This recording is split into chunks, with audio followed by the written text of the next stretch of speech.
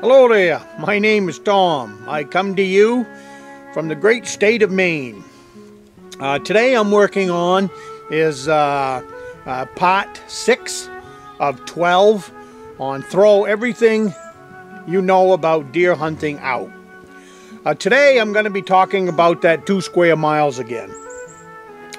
And the reason I'm expanding on that is because it's probably the most important part of this series. And where do I start looking for my 2 square miles? Well, this is what's worked for me. What I look for is I look for a big swamp. It could be miles long, it could be miles wide, it doesn't matter. But I like one that's at least 3-4 miles in diameter, whether it be long, wide, or whatever. And then I like to go to the south side of that. And the reason for the southern exposure.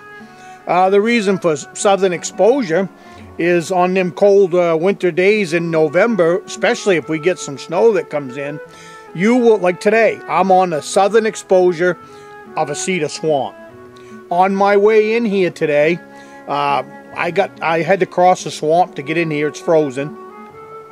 But as I got in here, I got within 100 yards of shore.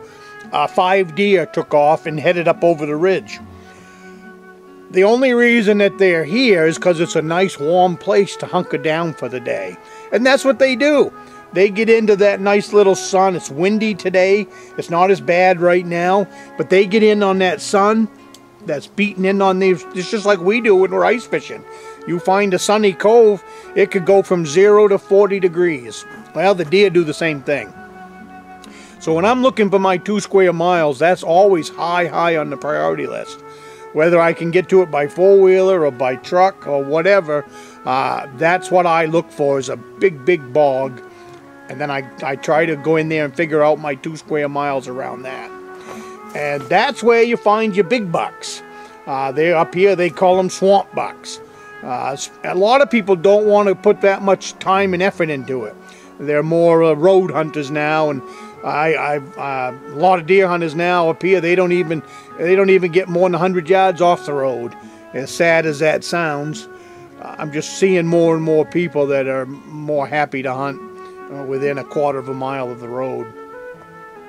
But get yourself back into a cedar bog. Get yourself back in, especially if you can get hardwoods that come down to that bog, all the better. That's what's behind this. I got cedar, I got the swamp, I got cedar. And then as you get up on the ridge a little higher, it turns into a hardwood forest. A lot of oak trees, stuff like that. It's an area that I know quite well. I've been scouting it for many years, and I see the deer doing exactly the same thing as they did before. Just a new batch of deers. You know, they don't live to be 30, 40 years old. But anyways, that's what today is about, is where do you hunt for that 2 square miles. That's one of the spots that I choose. Other times the swamp might be right in the center of it, and my 2 square miles might go all the way around it. So that gives me access to both sides, whether it be in the morning in the east or at night in the west. So it gives me the best option. I've got a couple of spots. I'm working on one right now that has a stream that runs right up through the center of it. What do I mean by working on it? What I mean by working on it is there's a county road that goes up along the side of the swamp. I've been brushing out that county road for a year or so now. I've gotten in there a couple of miles, and the reason I want to do that is because I'm going to go another half a mile, and then I'll be to where I want.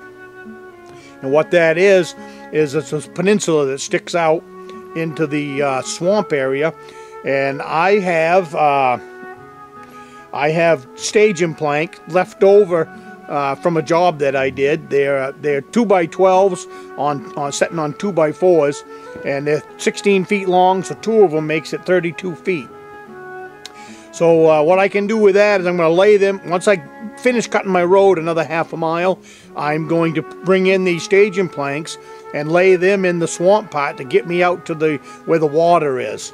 And in that water, I have some kayaks. I have 2 kayaks that I'm going to put in there. And it's roughly about, be about 6 miles off the hot top back into where these kayaks will be, all by 4-wheeler. And then, like I said, up into the old county road that's there. And then I'll put my 2 kayaks in. The kayaks I had given to me by a friend. He moved to Pennsylvania, and he didn't need them, so he didn't want to take them with him. I've got to put a coat of paint on them, so they'll be hunter green. Everything I own is hunter green, and that's what's going to be waiting for me up in the bog. Why 2 kayaks? Well, one's for me, and one's to put the big buck in, because I'm not sure I'd want to be kayaking out of that swamp with a 200-pound deer laid over that kayak.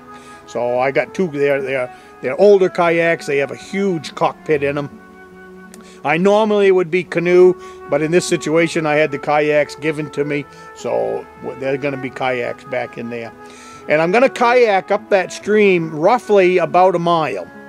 And the reason for that mile is I know there's another stream. I've been scouting it now for a couple of years, and I know the deer sign that's in there.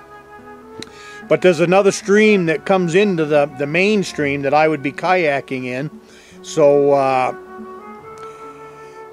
I see the sun setting and the lights looking kind of funny in the camera. I hope it's not too awful bad. But anyways, once I get back in there, a mile, that's where I'm going to start my other 2 miles. So another spot for picking out for 2 miles is anything that you can get to by canoe, by kayak. I like to get off the road. That's where all the other people are hunting. And you can get deer out there. I'm not saying you can't. But if you get off the road a couple of miles, 3, 4, 5 miles back in the woods that you can access by 4-wheeler or access by kayak or canoe. Some of my best hunting has been by canoe, where I canoe in 2 miles or 3 miles.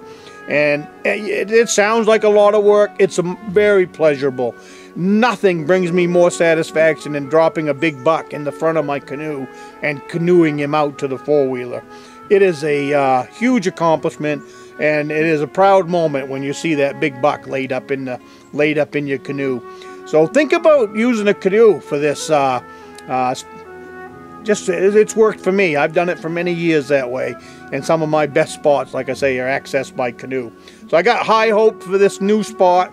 It's 2 square miles is what I'm going to pick out in there. There's 100 square miles around it, but I'm only using up 2 square miles, and I am going to go in between the 2 streams, and I'm going to find out where them bucks cross that stream. They will have a spot where they cross, and it'll be wide, and it'll be a spot that the deer have been using for many, many years. That's how nice these runs are when you get into a bog like that. And I'll be in there looking for funnels. I'm not a field hunter. I'm going to do a video later on about field hunting and road hunting. Just how much I want to tell you, get out of those fields. Get back in the woods a couple of miles and start hunting for some real bucks. I'm not saying you can't get a deer once in a while out of a field, but it's a rare thing. I know I've already touched on it earlier, but that's how much I'm not a field hunter. Once you get back into your 2 square miles on a bog like that, look for funnels. Be a funnel hunter. Go out there, scout. Find as many runs as you can that will meet on 1 run. I have several where I have 5 deer runs that meet on 1 run. It takes a lot of scouting to figure that out, but take the time. Put a thermos in your pocket, put a lunch in your pocket, and go out into your 2 square miles and find out where you can get a minimum of 3 runs on that will meet, and follow them out till you find out where they meet. And that's where you want to set. And if you do that on the backside of a big bog, the odds of you putting a nice buck on your meat pole is great. So I can't stress that enough. These runs, when they cross streams and bogs like that, deer will cross that thing like it's not even there. I've been hunting bogs and I've been hunting streams by canoe for 35 plus years. And I can't tell you any better thing than that to help you get your buck to put on your meat pole. So this will wrap up this video on where is a good spot to hunker down on my 2 square miles. I hope this is helpful to you, and we'll probably expand on it more in the future. But right now, I just wanted, while I was out here having the sunset, I was out and just enjoying the afternoon, I wanted to let you know on what I look for in 2 square miles. So you have a great evening, and I will see you on the next one.